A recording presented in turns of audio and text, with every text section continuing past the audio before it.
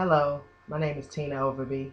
I wrote a novel called Love is Nigh, and today I would like to share some of that with you. I have also started a fundraiser on Kickstarter.com. Please feel free to donate, become a backer.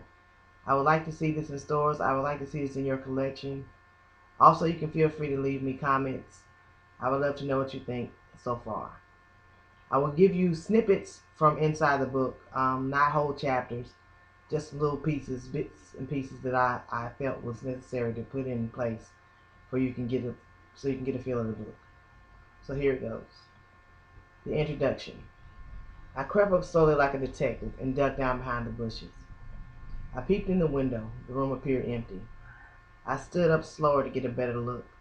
I wiped my eyes to make sure I was seeing clearly. I saw Jacob doing things to Tiara that he promised to do only to me. I almost died. I wanted to run back to my car, but I was immobile. I just stood there picking what was left of my mouth up off the lawn. I finally got my bearings together and walked up to the door. I almost knocked, but that mean old spirit sat on my shoulder and screamed, "Kick it in!" Boom! I kicked the door off the hinges like Superwoman. Where I got the strength from was hidden from my knowledge, but when I walked in, you would have thought I was a ghost from the look on their faces. Who would be my first victim? The closest one to me. I charged. "Tiara, you sorry?" No more words. I dived on her. I was hot, and she was a pool full of water. I saw Jacob running from the room as I went to swinging. I blanked out, and when I came to, Jacob was dragging me to my car. "Come on, Rush. You can't kill her. You'll go to jail. Think about your boys," he appealed. Chapter 1. My name is Rush Whitmore. I am a 33-year-old single mother of two wonderful boys. Manny, my firstborn, who is 15, and Trey, who is 6. Both made out of what I thought was love, but turned out to be deceit. I work as a transcriptionist from home, but the pay is not enough to move us out of the projects. I have lived in the projects for a year now, and even though I have a man, I cannot seem to find enough resources to get us a house of our own. Which poses the question, is this the life for me? There had been a struggle with my wants and needs for a while. When my circumstances took a turn for the worse, there was only one thing left for me to do. I had to choose, and I had to choose wisely. The man that I loved was not ready to commit after 4 years. He constantly cheats on me. This is my life. Is it the love I so desperately want? No, but he's all I know. I had been through so much with this dude that I should have walked away, but I stayed. This man, who at the most is my part-time lover, just can't seem to find enough love for me to stop cheating. He turned out to be just like the husband I left. I met Jacob after I divorced my husband of 4 years. 4 seems to be my lucky number, which may not be a long time for some, but for me it was an eternity.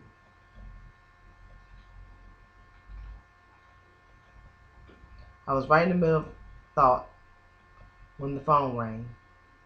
My best friend Deidre was on the line. "Hello?" I answered. "Just sitting here contemplating on what to feed these children tonight." "Go out where, Deidre?" "Club Morsel? Sounds fun. Let me make some arrangements, and I'll call you back," I said and hung up. I needed to go out and have some fun. It had been over a year since I had intertwined in the adult nightlife. I've been so down in the dumps lately. I made a dreaded phone call to Patsy, my mother. When she answered the phone, I already knew it would be a battle of words. I took a deep breath and started my spiel. "Hey, Ma, can the kids come over? I want to hang out with Deidre for a little while tonight." "You act as if they come all the time. Can they come or what? I know Manny is old enough to watch them, but I don't like leaving them home while I'm in another town like that. I'll bring them their own food, so the only thing they'll need from you is shelter." I was about to get heated thinking about how she runs me to death on the daily for what she needs when she agreed. I hung up and called the boys downstairs. "Mama's going out tonight, boys, and you two are staying at your granny's house," I said, making my way up the stairs. "We don't need no babysitter. I'm old enough to take care of us," Manny cried out. Yeah, Ma, we can stay home by ourselves. Manny got us, Trey agreed. You know what? I didn't ask either of you for your opinion on the matter. I said you're going to Granny's, and that's what I meant. Now go upstairs, pack some clothes, and don't forget your toiletries. Nobody wants to go sit at no Granny's house. She acts like she doesn't want us there anyway, Mandy countered. Stop complaining. You act like I do this all the time. I'm always here with you. But tonight, I'm going to have some fun without you children.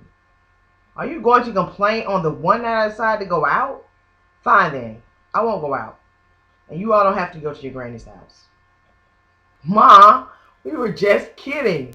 You know we want you to go out and have a good time. We just didn't want to seem too anxious considering you haven't been out in a year or so, Manny chimed into my speech. They ran upstairs to pack, and I went to prepare for a night out with my homie. They were back downstairs before I had a chance to put my shoes or makeup on. I called Jacob to see what he was up to, just in case he was intending on stopping by.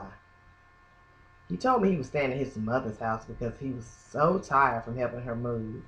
I knew he was lying, because he didn't even spend the night when she was sick last year. It didn't matter though, I was going to have a good time anyway. I hung up the phone with him, and the kids and I left for Durham. We stopped at the food line, got some groceries, and made it to Patsy's by 9. When I arrived at my mother's house, I didn't even get out the car, because I was not about to listen to her go on and on about nothing. I met up with Deidre at her house. We drank a few drinks, our norm, and then headed for the club. We were welcomed like part owners of the place. A VIP table, a bottle of some Dublin red wine, which we demolished within seconds of opening the bottle. We were already rate. The bottle were already waiting. Sorry. Where's Jacob tonight? I'm glad you were able to get away, Deidre said. I haven't seen him today. When we last spoke, he claimed he had helped his mother move to her new apartment and that he was staying the night, so that freed me up. This is a nice club. Do you know who owns it? How did we get this VIP treatment? I questioned. Deidre had her famous, she had something up her sleeve look on her face. Girl, you would never guess, she admitted. Who? I know she didn't say Randy Tripp. Randy Tripp from high school, Randy Tripp? I said, swallowing hard. Yes, the one and only. I saw him today at the mall and he asked about you.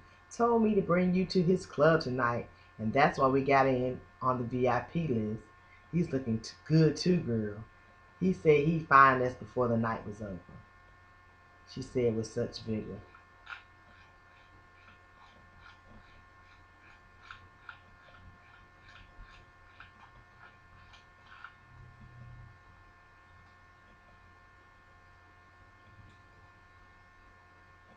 When Janice met Terry Rollins at the Food Line grocery store, she had never imagined that nice, attentive man would one day be her husband.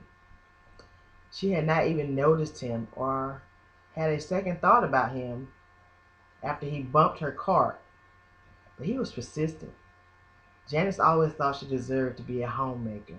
She prided herself on finding the right man, and she loved those corporate types. It took 7 years and one too many black eyes for her to realize she was worth more than the fist in her face and wet panties.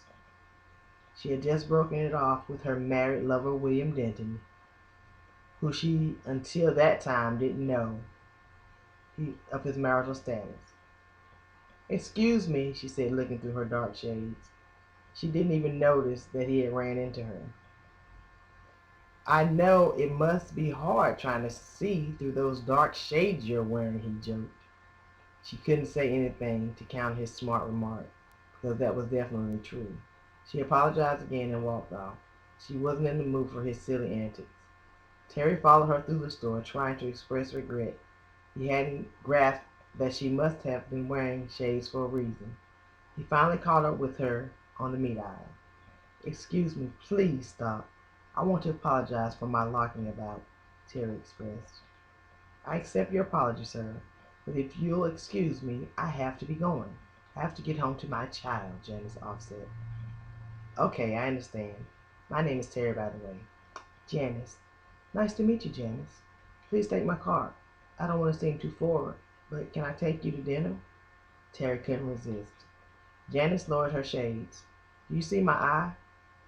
I'm not interested in going out with anyone right now. Terry noticed her blackened eye. I understand. I didn't mean to embarrass you.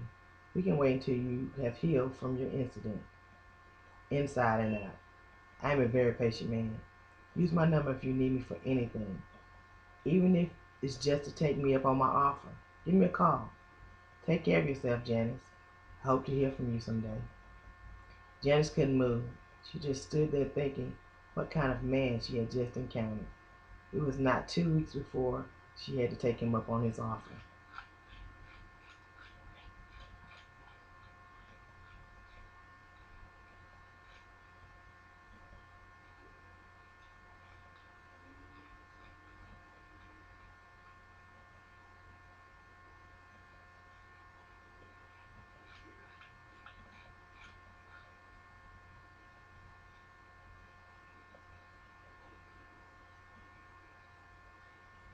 Harold, I'm home. You can come over now, Deidre declared.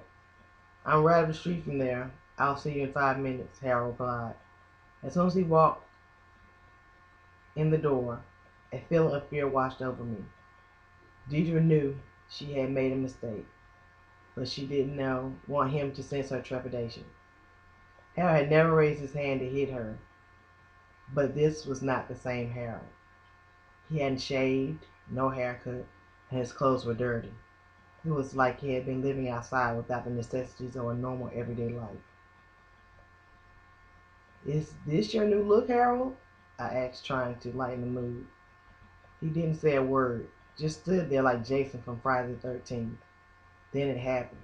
I thought I was dreaming. All I remembered was seeing his big hand coming straight for my face.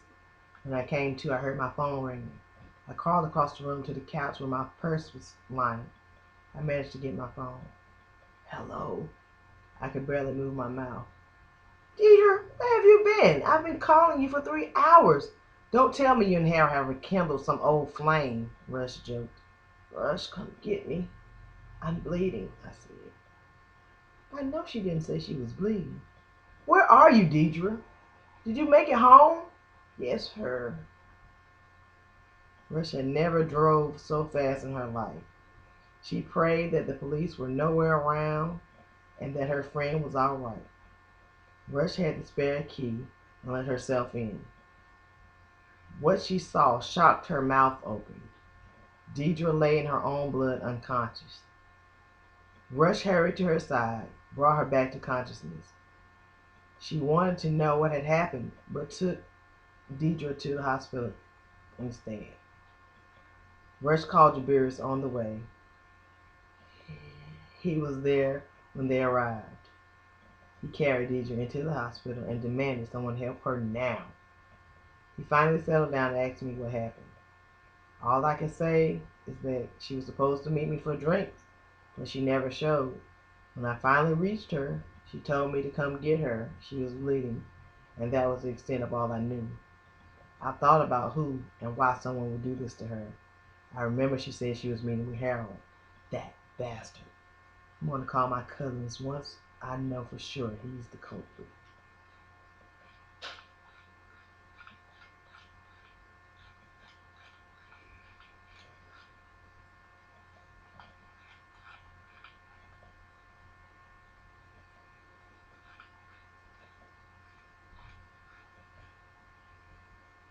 Janice walked into the Rite Aid. She had a terrible headache, and she could not wait until she got home for a remedy. She went to aisle 6 looking for some Aleve.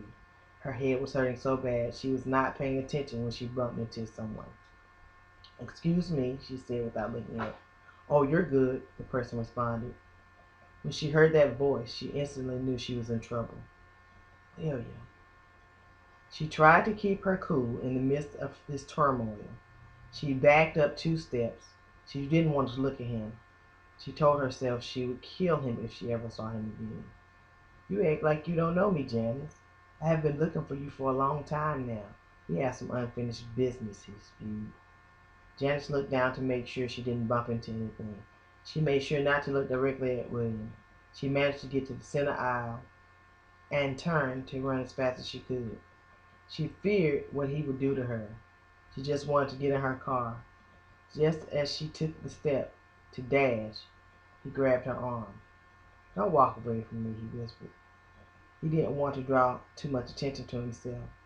He had a plan, and he could mess it up if he got too anxious.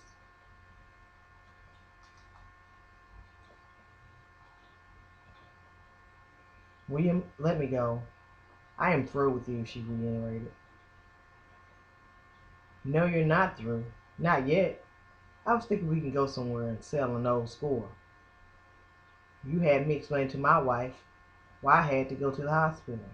And you don't think you should answer for that? I told you I would be back for you.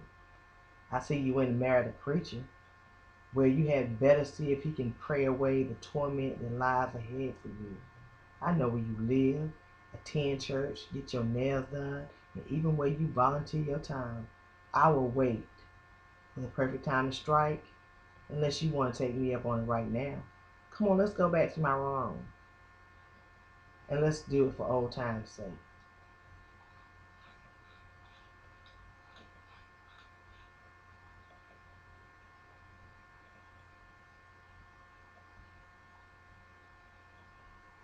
"So what brings you here today?" Terry queried. "I'm ready to take the next step in my life, Pastor Rollins, and I wanted you to help me," said William. "Have you accepted Christ as your Lord and Savior?" William was playing with fire. He knew he was about to do the wrong. He knew what he was about to do was so wrong on so many levels. He didn't even believe in God, but he wanted revenge on Janice. He knew that in order to make this a reality, he needed to deceive this pastor. "No, this process is new to me." Pastor Rollins went through the sinner's prayer with William. William felt something jump in his heart. It was scary, but it didn't sway his intent. "Thank you, Pastor. What's next?" William inquired. "Well, you can come back for Bible study tonight and again for Sunday services. You can bring a friend, and I want to introduce you on Sunday, if that's all right with you." Terry shook William's hand. William couldn't help but think of how easy it was going to be to get Janice once he was a member of her church. "I would wait until she was alone and make my move." He wanted her to feel he wanted to feel her sweet body under his again. "I'll see you tonight," Terry ended. William was so excited he didn't even say bye.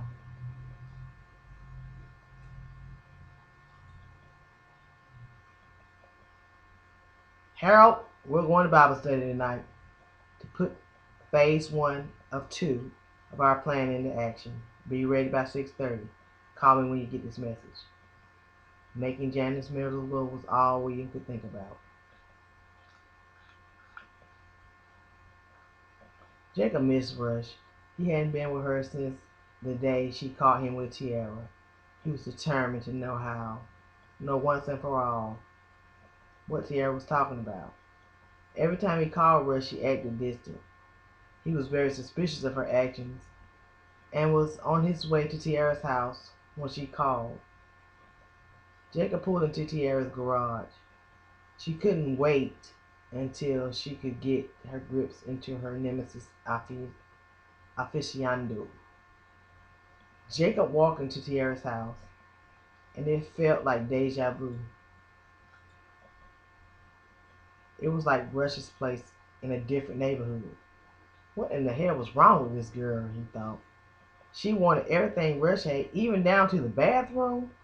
I know her and Rush weren't close enough for her to know her style. "She's over there right now," Tiara said, interrupting his thought. "She has been there for about an hour now. I bet they're over there screwing each other's brains out right now," she continued. Jacob couldn't imagine Rush with anyone else. The thought made his blood boil. After being there 20 minutes, Rush and Randy emerged from the house. Randy hugged Rush, and she responded with a kiss on the cheek. Jacob interpreted that as something sexual. His mind went to the flip side. In his mind, he saw Rush tonguing Randy. She was rubbing his body. He didn't even get see her get in her car and pull off. Jacob's mind was lost to his imagination. Tiara saw his mood change. She knew it wasn't anything going on between Rush and Randy. Randy respected the fact that Rush loved Jacob. He had just told her that same morning after he told her she was coming over to drop off Jabir's clothes. He had told her all about Deidre and Jabir's moving in together, not about what happened, just the basics. Tiara saw Jacob's anger growing and thought it's time to make her move. She had already changed her clothes and was acting like she was on her way out. She excused herself to the bathroom. The full-length mirror on the door showed the complete bathroom. She made sure to leave the door ajar. Waiting for Jacob to turn around and see her through the mirror, she started to undress. Tiara was petite, and she might even have looked delectable if he was into the skinny type. Jacob was seeing nothing but Rush. He wished he saw. He wished he saw what. He wished what he saw was all a dream. He said, "Tiara, I'm about to leave.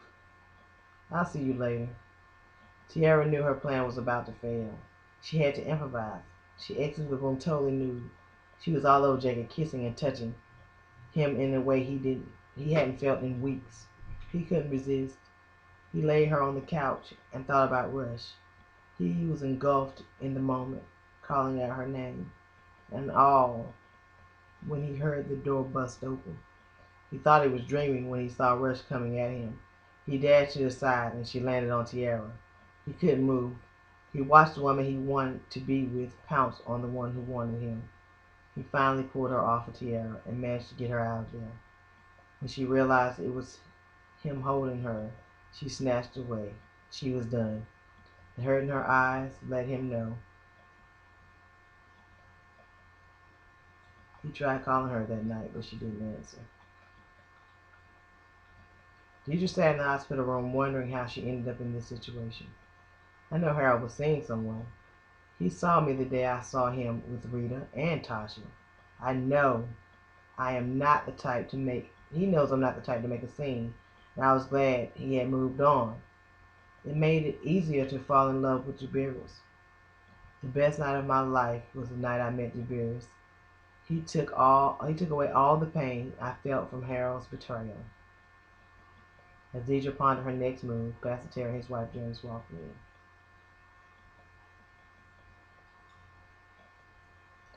So that's snippets of the book. I hope you enjoyed what I've given you so far. Depending on your comments, depending on what happens next, I might come back and give you a little bit more. Enjoy your day. Thanks for taking the time to listen. Like I said, I have a Kickstarter fundraiser going on, and I will be giving you that link. Have a good day.